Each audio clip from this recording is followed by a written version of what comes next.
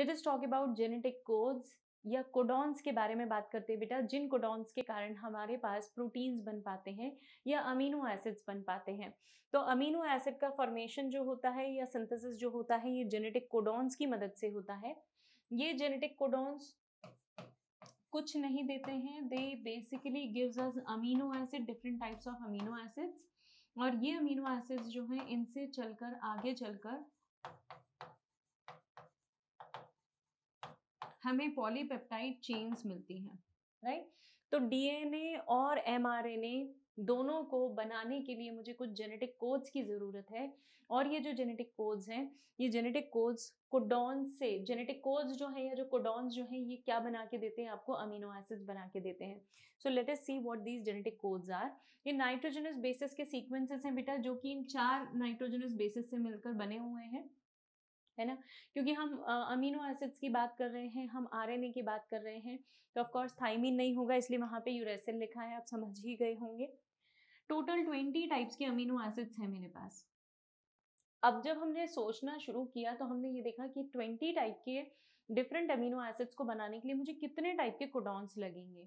तो जो first assumption था, वो फर्स्ट अजम्पशन था कि अगर जेनेटिक कोड सिंगल है ना, तो अगर जैसे ए एक कोड है, सी एक कोड है, जी एक कोड है, यू एक कोड है, तो कितने कोडॉन्स, कितने टोटल मुझे अमीनो एसिड्स मिल सकते हैं? 2 to the power n, right. Single है तो आप उसको 1 लिख दीजिए, और 4 का ग्रुप, तो टोटल कितने कोडॉन मिलेंगे आपको? सिर्फ 4 ही कोडॉन मिल सकते हैं, और मेरे पास तो 20 अमीनो एसिड्स होते हैं, तो सिर्फ 4 कोडॉन से 20 अमीनो एसिड पॉसिबल नहीं है।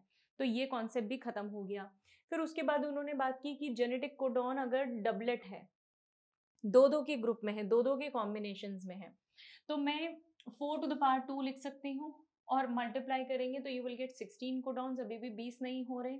तो अगर आप सिर्फ दो दो के यूनिट्स में इनको कंपेयर करें या इनसे अमीनो एसिड्स बनाने की कोशिश करें, तो you will get hardly these many amino acids, which is not practically possible. 16 codons मिलेंगे। जब हमने ट्रिपलेट माना बेटा, तो 4 to the power 3, this is 4 to the power 3, तो मुझे टोटल कितने कोडॉन्स मिलेंगे? 64 कोडॉन्स मिलेंगे, राइट। तो ये जो 64 कोडॉन्स ट्रिपलेट के फॉर्म में मिले हैं, ये काफ़ी हद तक जस्टिफाइड हैं, क्योंकि उनमें से कुछ अमीनो एसिड्स जो हैं वो रिपीटेडली, जो कोडॉन्स जो हैं, कुछ कोडॉन्स जो हैं वो रिपीटेडली हमें अमीनो एसिड्स बना के, कॉमन अमीनो एसिड्स बना के दे रहे हैं। प्रॉपर्टीज के बारे में बात करेंगे हम। तो ये जो केमिकल मेथड है, this was developed by Hargobind Singh Khorana, जिन्होंने हमें एक instrumental synthesising RNA molecules with defined combination of bases, ये कॉन्सेप्ट दिया था। मतलब इन्होंने केमिकल सिंथेसिस बताया था कि कोडॉन से केमिकली हम अमीनो एसिड्स बना सकते हैं। ये सबसे पहले हरगोबिंद खुराना ने हमें बताया था, और 64 कोडॉन्स होते हैं, ये कॉन्सेप्ट भी यहीं से आया था। नेक्स्ट कंट्रीब्यूशन था मार्शल निरनबर्ग का, जिन्होंने सेल फ्री सिस्टम में, मतलब प्रोटीन का सिंथेसिस लैबोरेटरी में करवाया था, and not inside the body, not inside the body of any organism, ये इन्होंने लैबोरेटरी में करवाया था। और फिर फाइनली हमने ये डेसिफर किया था कि जो कोड्स होते हैं उनका कितना नंबर होता है, उनकी क्या प्रॉपर्टीज होती हैं, ये हमें इन्हीं एक्सपेरिमेंट्स के बाद पता चला। नेक्स्ट हमारे पास कंट्रीब्यूशन था सिवेरो ओक्वा का, जिन्होंने, जो एक एंजाइम है, बेसिकली सिवेरो ओक्वा एक एंजाइम पॉलीन्यूक्लियोटाइड फॉस्फोराइलेज है, जो कि आरएनए के पॉलीमराइजेशन में मदद करता है। ठीक है, पॉलीमराइजेशन का मतलब होता है बढ़ना। तो आरएनए को कुछ स्पेसिफिक सीक्वेंसेस देके उसे इंडिपेंडेंट मैनर में बढ़ाने का काम ये करता है, और इसलिए इसका भी एक बहुत इंपॉर्टेंट कंट्रीब्यूशन था। ये हमारी एनसीईआरटी में सारे अलग अलग कोडॉन्स मेंशन हैं, और उन कोडॉन से मिलने वाले अमीनो एसिड्स, उन कोडॉन से बनने वाले अमीनो एसिड्स यहाँ पे मेंशन हैं। देखते हैं एक एक करके कैसे बनाई जाती है बेटा ये टेबल। पहले तो ऐसा समझ लीजिए आप, ये सपोज मैंने सीक्वेंसेस को, आप चाहें तो सीक्वेंस का जो ऑर्डर है वो चेंज कर सकते हैं। फिलहाल मैं इसी टेबल के हिसाब से चलती हूँ। Wait, I will show you it differently. Suppose AUGC ऐसा मैंने लिख दिया, यहाँ पे भी मैं लिख दूंगी AUGC कुछ इस तरीके से, और यहाँ पर भी ऐसा ही आ जाएगा AUGC। ठीक है।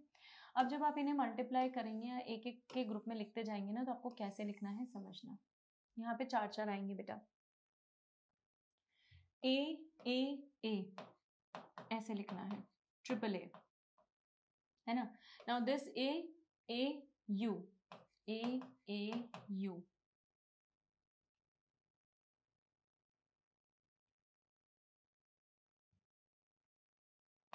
देन ए जी इस बॉक्स में आ गया। उसके बाद the next would be A C. इस तरीके से मैंने ये एक बॉक्स कंप्लीट कर दिया। आई बात समझ में। अब आप दूसरे न्यूक्लियोटाइड के ऊपर जाएंगे, तो दूसरा न्यूक्लियोटाइड सपोज मैंने यहाँ पे फिर उसी सीक्वेंस में यू ले लिया, तो अब देखिए कैसे करना है अपने को, यू ए, ठीक है। Another would be U A U A U, U A U, U A G, sorry it would be U A G, U A C. इस तरीके से आपको ये पूरी टेबल कंप्लीट करना है ना। अभी सेकंड वाला ब्लॉक भी कैसे बनाना है वो मैं बता देती हूँ, देखिएगा। A U U A U U, A U G, A U C. Third वाला box A G U, A G, A G सी।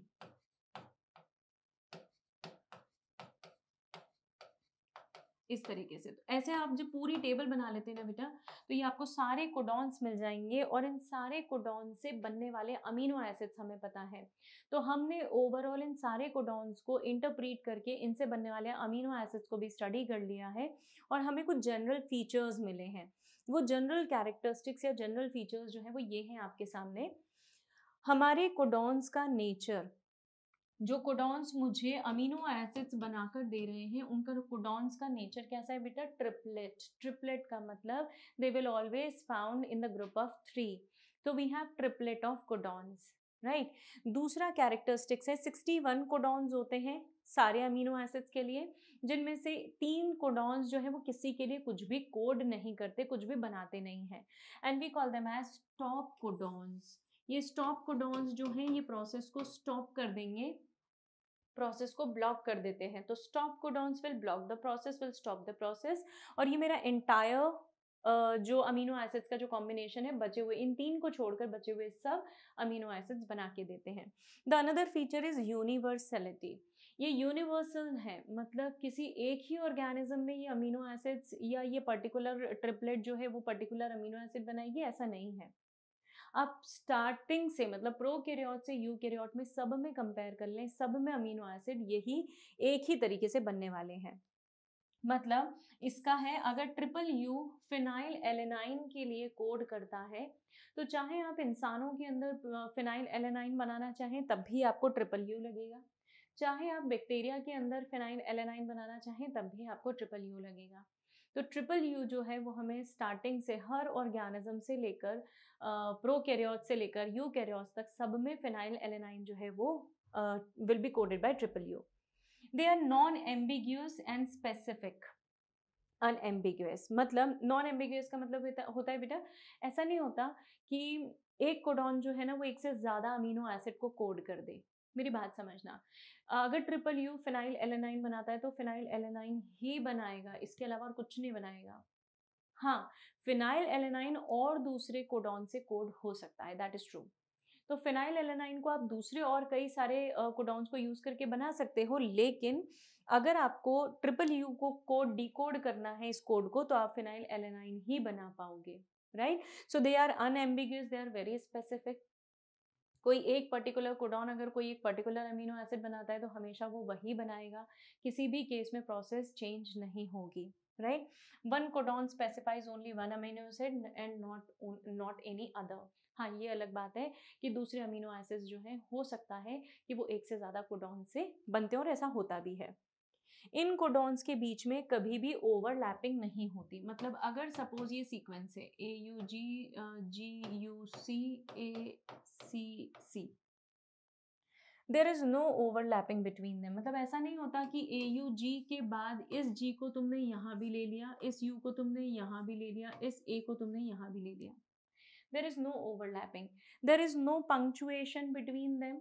ये कंटिन्यूस सीक्वेंस में मिलेंगे, मतलब तुम्हें ऐसा लगे कि तुम सिर्फ तीन तीन तीन को बहुत इजीली डीएनए में ऑब्जर्व कर पाओगे, तो ऐसा कुछ भी नहीं है। ये कंटिन्यूस फैशन में होते हैं, कोई कॉमा नहीं, कोई पंक्चुएशन नहीं होता है और कोई ओवरलैपिंग नहीं होती है। So they are commaless, they have no punctuation. Degeneracy of genetic code का मतलब है कि कुछ अमीनो एसिड्स जो हैं वो एक से ज़्यादा कोडॉन से कोड होते हैं, है ना। अभी कैसे डिसाइड किया होगा, ये नेचर ने डिसाइड किया है बेटा, ये हमारा जेनेटिक्स है।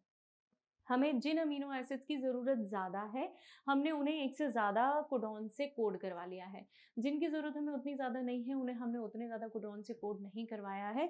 सो this is basically what is the meaning of degeneracy of genetic code, right. अब चलिए हम शुरुआत करते हैं यहाँ पे chain initiation and chain termination codon के डिस्कशन से, क्योंकि अब जो हमारा अगला टॉपिक है बेटा ट्रांसलेशन, वो ट्रांसलेशन में प्रोसेस को शुरू करने के लिए एक कोडॉन है और प्रोसेस को स्टॉप करने के लिए भी एक कोडॉन है।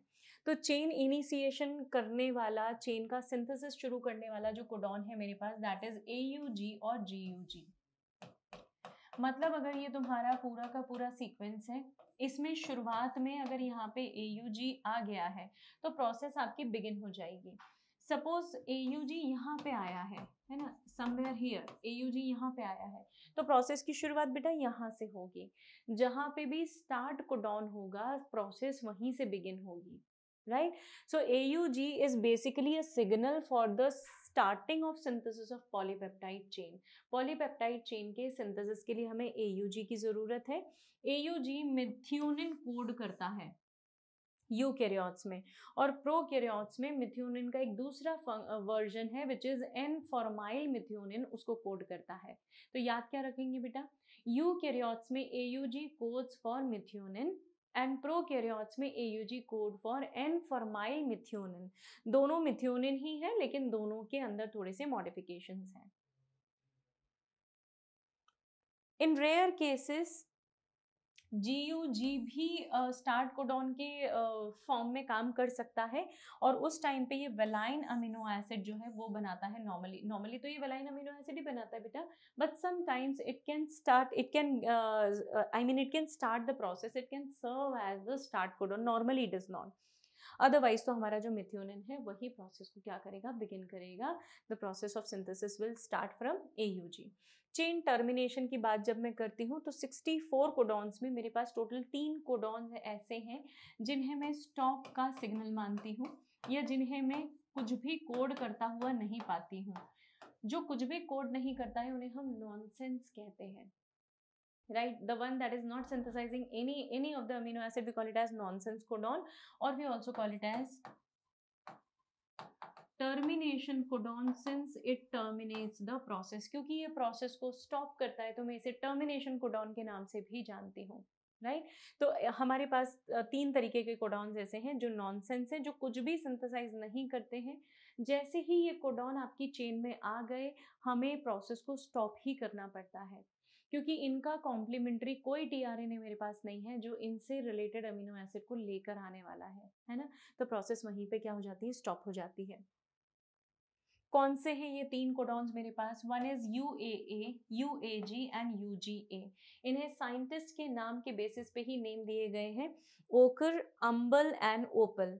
UAA is ochre, right, UAG is amber, UGA is opal. तो अंबर, ओकर, अंबर, ओपल, ये 3 टाइप के जो अमीनो एसिड्स हैं मेरे पास, ये तीनों, या 3 टाइप के जो कोडॉन्स है, rather I should say, not amino acid, amino acid तो बनाते ही नहीं है ये जो 3 टाइप के कोडॉन्स हैं ये प्रोसेस को स्टॉप करने में काम में आते हैं, प्रोसेस को टर्मिनेट करने में काम में आते हैं। So we call them as stop codons और नॉनसेंस कोडॉन। इनसे ही रिलेटेड हमारे पास एक वोबल हाइपोथेसिस है which was propounded by Crick in 1966। Anticodons जो हैं वो नॉर्मली एक ही कोडॉन को रिकॉग्नाइज करते हैं, ठीक है। लेकिन कई बार ऐसा होता है कि एक anticodon, one anticodon recognise more than, recognize more than one codon, है ना, एक से ज़्यादा कोडॉन को ये पहचानता है। तो ये कंफ्यूजन वाली स्टेट हो गई, है ना, इसीलिए इसे बोला जाता है वॉबलिंग, और हाइपोथेसिस का नाम है वॉबल हाइपोथेसिस, राइट। क्रिक ने बताई थी ये hypothesis. Wobbling mostly third nucleotide जो होता है ना, किसी भी कोडॉन का जो थर्ड न्यूक्लियोटाइड है वहाँ पे वॉबलिंग शुरू होती है। फॉर एग्जाम्पल, अगर कोई एंटीकोडॉन डबल AG है ना, ये AAG दो कोडॉन्स को रिकॉग्नाइज कर सकता है, ट्रिपल यू एंड WC, और दोनों ही कोडॉन्स क्या बनाते हैं बेटा, phenylalanine. Both the codons they form phenylalanine. तो एक anticodon AAG can recognise two codons, और ये दोनों कोडॉन्स एक ही अमीनो एसिड बनाते हैं, which is called as phenylalanine. This is what is called as wobbling और wobble hypothesis. Now when we talk about DNA से mRNA का बनना, राइट, DNA से mRNA का बनना विच इज ट्रांसक्रिप्शन, ये यूनिडायरेक्शनल प्रोसेस है ना। फिर इस mRNA से प्रोटीन्स बनना, ये भी यूनिडायरेक्शनल है बेटा। The entire process is unidirectional, मतलब ये एक ही सीक्वेंस में चलेगी, कभी भी प्रोटीन से mRNA और mRNA से DNA नहीं बनता, राइट। लेकिन एक एक्सेप्शनल केस है जो कि रेटरोवायरस में होता है, जहाँ पे DNA से RNA बना, mRNA मतलब, और इस mRNA का रिवर्स ट्रांसक्रिप्शन होकर फिर से जो DNA बन गया है उसे मैं कहती हूँ complementary DNA। So just leave this exception, otherwise तो ये जो इन्फॉर्मेशन का फ्लो है it will be always unidirectional, मतलब mRNA से प्रोटीन ही बनेगा, प्रोटीन से mRNA कभी नहीं बनेगा। ये तो खैर कभी भी एक्सेप्शनल केसेस में भी नहीं होता, लेकिन हाँ mRNA से DNA हम वायरसेस के अंदर देख लेते हैं। ये रिवर्स ट्रांसक्रिप्शन की प्रोसेस है, और जो एंजाइम रिक्वायर्ड है that is called as reverse transcriptase, right. So this is what is central dogma, इसे सेंट्रल डोगमा भी बोला जाता है। हमने बात की हुई है इसके बारे में, जो कि क्रिक ने प्रपोज किया था, जहाँ पे जो इन्फॉर्मेशन का फ्लो है वो इसी ऑर्डर में होगा, सर्कुलर फ्लो में ही होगा। सो reverse transcription is an exception, जो टेमिन बाल्टीमोर ने हमें बताया था, सार्कोमा वायरस में ये प्रोसेस डिस्कवर हुई थी। सिंगल स्ट्रैंडेड RNA जो राउस सार्कोमा वायरस का था, विच वॉज अ रेटेरो वायरस, ये डबल स्ट्रैंडेड DNA बना देता है होस्ट सेल में, और जो एंजाइम रिक्वायर्ड है यहाँ पे वो पॉलीमरेज, DNA पॉलीमरेज से ही मिलता जुलता एंजाइम है, उसे हम बोलते हैं रिवर्स ट्रांसक्रिप्टेज। जो DNA बना है we call it as cDNA, complementary DNA, right.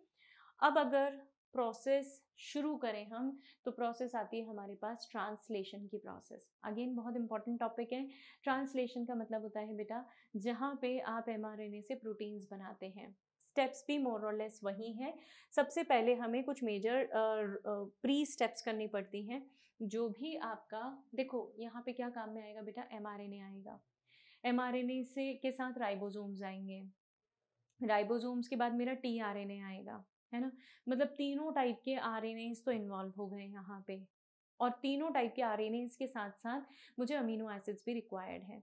ये अमीनो एसिड्स मैं साइटोप्लाज्म से लाकर कहाँ पे डालूंगी, प्रोसेस में डालूंगी।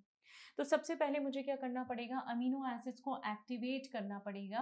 एक्टिवेशन करना अमीनो एसिड का मतलब इन्हें एनर्जी देना। आपने जैसे ही अमीनो एसिड्स को एनर्जी दे दी, ये एक्टिवेट हो गए, अब ये कनेक्ट होने के लिए रेडी है। ये रेडी हैं तो आप इन्हें ले जाकर एक tRNA पे डाल दीजिए, क्योंकि अमीनो एसिड खुद तो चलकर जाएगा नहीं, उसे अगर जाना है तो उसे tRNA की मदद लगेगी, राइट। तो हम उसे किसके ऊपर लोड कर देते हैं, tRNA के ऊपर लोड कर देते हैं। इस प्रोसेस को मैं कहती हूँ charging of tRNA। This is what is referred as charging of tRNA। और आखिरी में जो मेरे पास प्रोसेस होती है वो प्रोसेस अब होती है ट्रांसलेशन की। तो ट्रांसलेशन की प्रोसेस शुरू करने के पहले भी मुझे दो स्टेप्स करनी पड़ती हैं। One is activation of amino acid and another is charging of tRNA। दोनों प्रोसेस के लिए मुझे एंजाइम्स की मदद लगेगी, और इन एंजाइम्स के लिए साइट हमने पढ़ी हुई है। याद कीजिए, क्लोवर लीफ मॉडल आपने पढ़ा है tRNA का, और उसमें आपने अमीनो असाइल सिंथेटेज एंजाइम की बाइंडिंग साइट के बारे में बात की हुई थी, राइट। सो मुझे वहां पे वो एंजाइम की जरूरत पड़ेगी। दिस इज माय राइबोसोम, है ना। ये राइबोसोम mRNA से अटैच हुआ है। किसी भी mRNA पे ये कोडॉन्स हैं अलग अलग, ये ट्रिपलेट है। tRNA जो कि अपने साथ अमीनो एसिड लेकर आ रहा है, ये इतना tRNA मेरे पास कैसा होगा बेटा, चार्ज्ड tRNA है, मतलब this is my active tRNA। इस एक्टिव टीआरएनए का जो है वो कंबाइनिंग होता है किससे, एमआरएनए से, कॉम्प्लीमेंट्री पेयर बनाता है और ये जो अमीनो एसिड ये लेकर आया है, ये अमीनो एसिड ये यहाँ पे डिलीवर कर देगा। ठीक है, अगला टीआरएनए आएगा, वो भी अमीनो एसिड को लेकर आएगा और पहले और दूसरे अमीनो एसिड में दोनों में बॉन्ड बन जाएगा। इस बॉन्ड को बनाने की एनर्जी खुद अमीनो एसिड अपने साथ लेकर आ रहा है, राइट। और जो बॉन्ड का फॉर्मेशन होगा वो कौन सा होगा, it would be a peptide bond. आपको पता है बेटा कि जब भी प्रोटीन्स बनते हैं तो उनके बीच में अमीनो एसिड्स जो बनते हैं ना हमारे, उन अमीनो एसिड्स के बीच में कौन सा बॉन्ड आता है, पेप्टाइड बॉन्ड आता है। तो वो पेप्टाइड बॉन्ड का फॉर्मेशन यहाँ हो गया। टीआरएनए इस तरफ से निकलते जाएंगे, है ना। हर टीआरएनए के पास ऐसे एंटीकोडॉन्स हैं जो कि किसके करस्पॉन्डिंग, किसके एंटीकोडॉन्स हैं, एमआरएनए के। तो सपोज तुम्हारे एमआरएनए पे सीक्वेंस है AGU, राइट। तो टीआरएनए के एंटीकोडॉन पे जो सीक्वेंस होगा वो कैसा होगा बेटा, इट वुड बी ए का कॉम्प्लीमेंट्री U, G का कॉम्प्लीमेंट्री C एंड U का कॉम्प्लीमेंट्री वुड बी A। तो इस तरीके से एमआरएनए का कोडॉन टीआरएनए के एंटीकोडॉन से बाइंडिंग कर लेता है, दोनों के बीच में कॉम्बिनेशन हो जाएगा बेटा और अल्टीमेटली जो ये जंक्शन पे असेंबली बनेगी वो असेंबली आगे शिफ्ट होती चलेगी, एक एक कोडॉन को रीड करती जाएगी और प्रोटीन का सिंथेसिस शुरू करती जाएगी। सो this is basically what is the layout. ये अभी पूरी प्रोसेस हम बात करेंगे, है ना। तो activation of amino acid would be the first step, second would be charging of tRNA and third would be your main translation process, right. तो चलिए अमीनो एसिड्स का एक्टिवेशन कैसे होता है वो देख लेते हैं। आपने सपोज कोई भी अमीनो एसिड लिया, पिक एनी अमीनो एसिड, उस अमीनो एसिड को आपको एक्टिवेट करना है, जस्ट गिव एटीपी। अब एटीपी वो डायरेक्टली तो नहीं ले लेगा, इसके लिए हमें एक एंजाइम की जरूरत है which we call it as amino acyl tRNA synthetase. ये एक कॉम्प्लेक्स बना देगा बेटा which will be amino acyl AMP enzyme complex और 1 phosphate will be removed, 2 phosphate will be removed, right. ये जो रिएक्शन हुई है, ये रिएक्शन को कैटलाइज करने वाला मेरा सिंथेटेज एंजाइम है जो एटीपी को अमीनो एसिड से कंबाइन करेगा, right. Now the next would B, इस एक्टिवेटेड अमीनो एसिड को मुझे लोड करना है किसी स्पेसिफिक टीआरएनए पे। टीआरएनए आप रैंडमली कोई भी नहीं उठा सकते, आपको वही टीआरएनए उठाना है जो टीआरएनए के ऊपर इसका एंटीकोडॉन साइट है। तो देखिएगा ये अमीनो एसिड अटैचमेंट साइट पे बाइंड हो जाता है किसी भी टीआरएनए पे और इसमें मुझे जो मदद लगेगी वो किसकी लगेगी, एनर्जी की। तो ये एएमपी एनर्जी देकर निकल गया और वो जो एंजाइम है वो एंजाइम भी निकल जाएगा। तो आपने जो अमीनो एसाइल टीआरएनए सिंथेटेज को यूज किया था उसने अपना काम कर दिया है, वो निकल गया है और अमीनो एसिड जो है वो किस साइट पे बाइंड हो गया है, अमीनो एसिड अटैचमेंट साइट पे। This is amino acid attachment site जहां पे मेरा अमीनो एसिड लोड हो चुका है, राइट। अब ये जो टीआरएनए है, this tRNA is completely loaded tRNA, we can also call it as charged tRNA, है ना, जो पूरी तरीके से अब चार्ज हो चुका है, एक्टिव हो चुका है, now it is ready to act. See, this is how it is, amino acyl tRNA complex और this is charged tRNA for me. Translation की प्रोसेस की स्टेप्स देख रहे हैं बेटा। सबसे पहले इनिशिएशन ऑफ पॉलीपेप्टाइड चेन है, फिर चेन का इलोंगेशन और फिर चेन का टर्मिनेशन है। इसके बारे में हमने ब्रीफली बात की हुई है। अब हम एक एक स्टेप को डीप में देखेंगे, डिटेल में देखेंगे। ये मैंने आपसे बात कर ली थी कि हमें अलग अलग यूनिट्स चाहिए राइबोसोम की, 30S सब यूनिट और 50S सब यूनिट, मतलब लार्जर सब यूनिट स्मॉलर सब यूनिट दोनों की रिक्वायरमेंट होगी। उसके अलावा मुझे एनर्जी खर्च करना है, मैग्नीशियम आयंस की ज़रूरत पड़ेगी दोनों यूनिट्स को कंबाइन करने के लिए, right. And then we need to have charge tRNA, mRNA और कुछ इनिशिएशन फैक्टर्स की ज़रूरत पड़ेगी। ये इनिशिएशन फैक्टर्स जो हैं ये यूकैरियोट्स में अलग होते हैं बेटा, प्रोकैरियोट्स में अलग होते हैं। इनिशिएशन फैक्टर अगर मैं जस्ट ब्रीफली बता रही हूँ, एनसीईआरटी में इतना नहीं है। इनिशिएशन फैक्टर मेरे प्रोकैरियोट्स में होते हैं बेटा 3 टाइप के और यूकैरियोट्स में होते हैं ये टोटल 9 टाइप के। उन्हें हम यूकैरियोटिक इनिशिएशन फैक्टर बोलते हैं।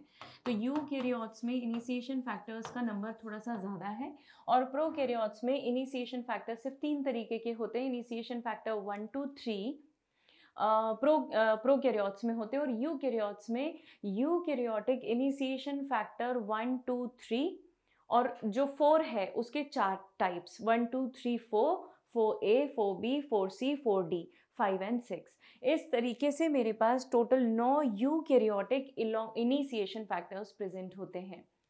ये इनिशिएशन फैक्टर्स इनिशिएशन कॉम्प्लेक्स बनाते हैं बेटा, और उसी से मेरी जो इनिशिएशन की प्रोसेस है वो बिगिन होती है, मतलब जो ट्रांसक्रिप्शन की प्रोसेस है वो शुरू होती है, राइट। ट्रांसलेशन की प्रोसेस जो है वो शुरू होती है। अब प्रोकैरियोट्स में एक एसडी सीक्वेंस है जिसे हम शाइन-डेलगैर्नो सीक्वेंस बोलते हैं, जो कि एमआरएनए पे प्रेजेंट है, और इसे सबसे पहले स्मॉलर सब यूनिट जो है राइबोसोम का वो रिकॉग्नाइज करता है।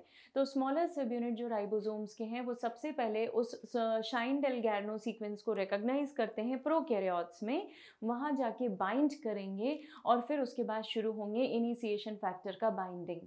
जैसे ही इनिशिएशन फैक्टर्स की बाइंडिंग शुरू होगी, प्रोसेस विल स्टार्ट। तो ये एसडी सीक्वेंस प्रोकैरियोट्स में एसडी सीक्वेंस का काफ़ी इंपॉर्टेंस है। इस एसडी सीक्वेंस को ही रिकॉग्नाइज करते हैं हमारी स्मॉलर सब यूनिट राइबोसोम की।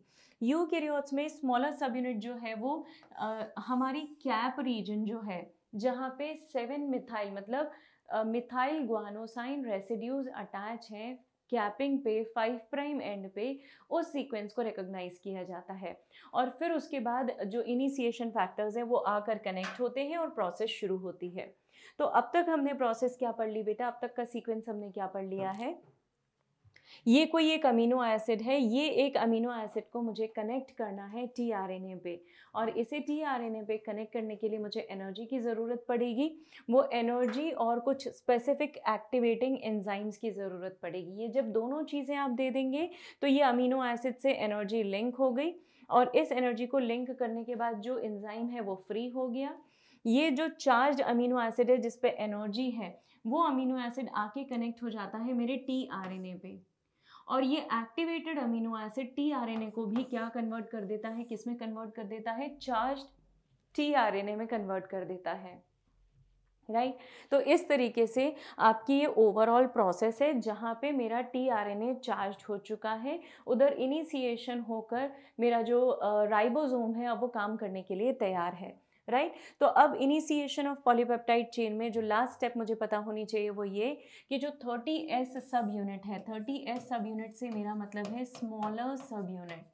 तो ये जो स्मॉलर सब यूनिट है ये एमआरएनए से कनेक्ट होती है बेटा, और इसे कनेक्ट करने के लिए मुझे इनिशिएशन फैक्टर 3 लगेगा मैग्नीशियम आयन के प्रेजेंस में। 30S एमआरएनए का एक कॉम्प्लेक्स बन गया, और अब प्रोसेस कैसी हो सकती है, शुरू हो सकती है। जबकि तुम अगर इसे यूकैरियोट्स में स्पेसिफिकली देखोगे तो जो टीआरएनए होता है ना बेटा, वो 30S एमआरएनए कॉम्प्लेक्स में फॉर्माइल मिथ्योनाइल टीआरएनए कॉम्प्लेक्स बनता है। इन दोनों के कॉम्प्लेक्स के बनने के लिए भी मुझे इनिशिएशन फैक्टर्स की, मैग्नीशियम की और एनर्जी की ज़रूरत है, राइट। एनर्जी जो मैं यहाँ पे खर्च करूँगी वो जीटीपी के फॉर्म में खर्च करूँगी, एंड फाइनली मुझे ये प्रोडक्ट मिल जाएगा, राइट।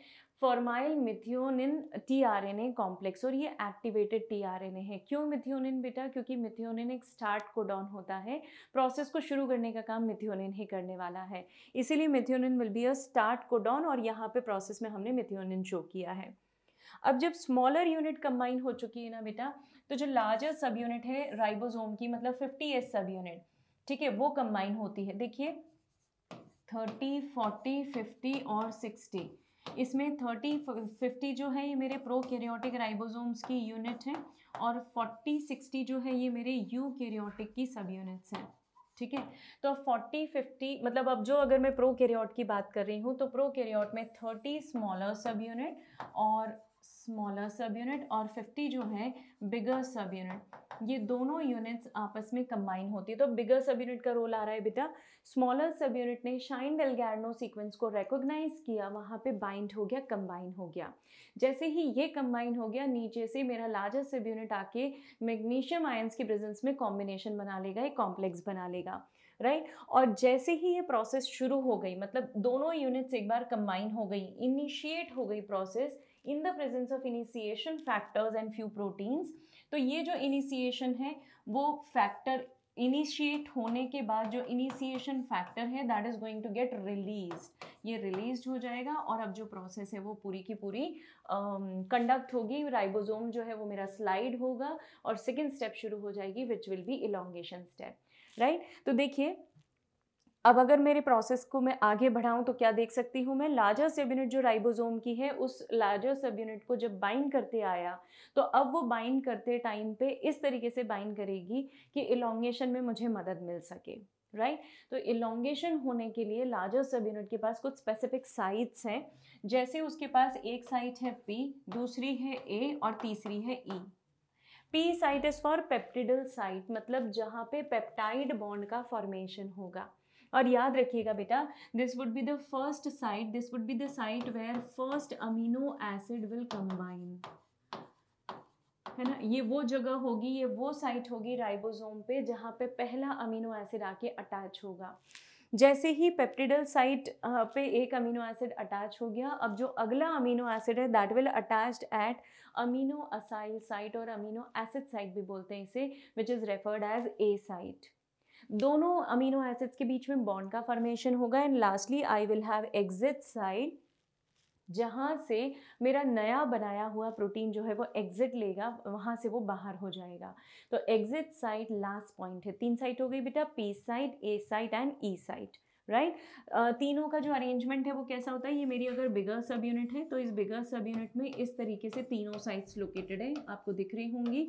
ये ए साइट है, ये पी साइट है and this is exit site, right. यहाँ से नया पेप्टाइड जो है वो बन के बाहर निकलेगा। यहाँ पे पहला पेप्टाइड आके अटैच, सॉरी पहला protein amino acid, I am so sorry, पहला अमीनो एसिड आके अटैच होगा और यहाँ से दूसरे अमीनो एसिड, तीसरे अमीनो एसिड, चौथे अमीनो एसिड कंबाइन होंगे।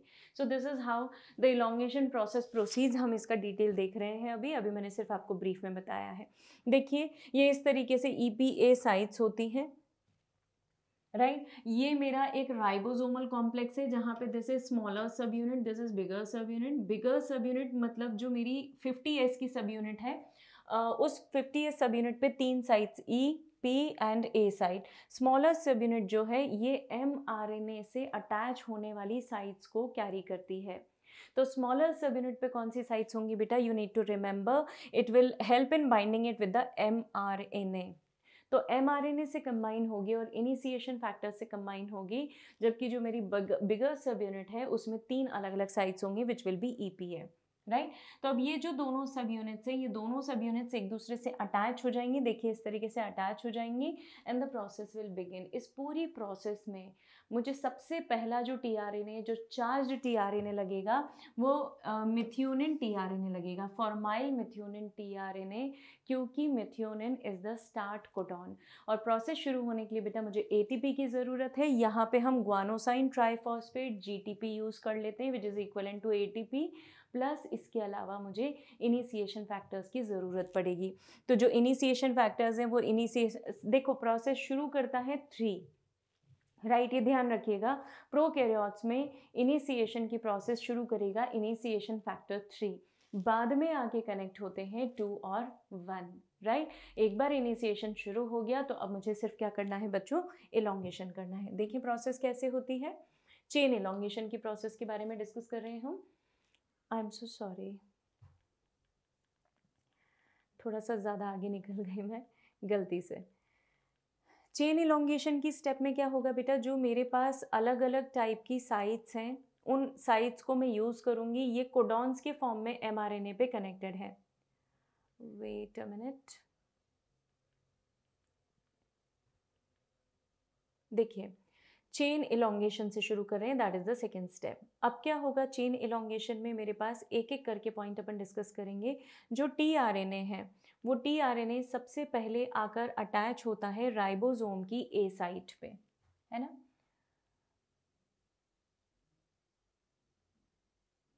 ये अगर आपका राइबोसोम है तो राइबोसोम की ये A साइट, P साइट और E साइट, TRNA अटैच यहाँ पे होगा।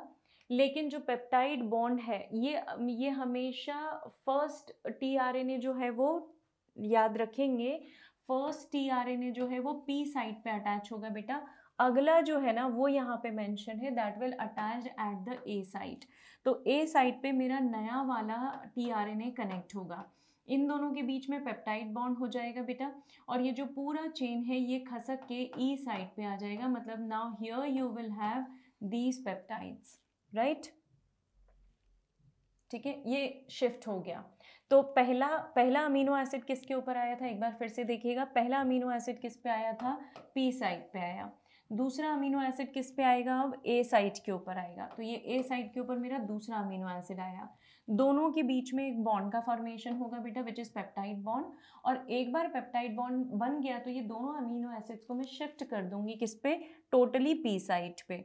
मतलब अब प्रोसेस क्या होगी, ये शिफ्टिंग हो गया, मेरा एक अमीनो एसिड जो है वो पीछे खसक गया, ये एग्जिट साइड पे आ गया, और एक का जो अमीनो एसिड है वो पी साइड पे आ गया इस तरीके से। और ये रहा दोनों के बीच में पेप्टाइड बॉन्ड इस तरीके से। आई बात समझ में।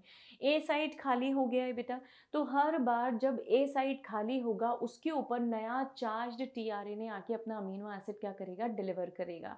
तो every time when A site is vacant the new amino acid will be attached eight A side. अब ये यहाँ पे फिर से एक नया अमीनो एसिड आकर अटैच हो गया, ये आकर अटैच होगा बेटा, और फिर जो पीछे वाला अमीनो एसिड है इन दोनों के बीच में पेप्टाइड बॉन्ड बनेगा और ये तीनों के तीनों पीछे की तरफ शिफ्ट हो जाएंगे। Right, this is how the process goes on.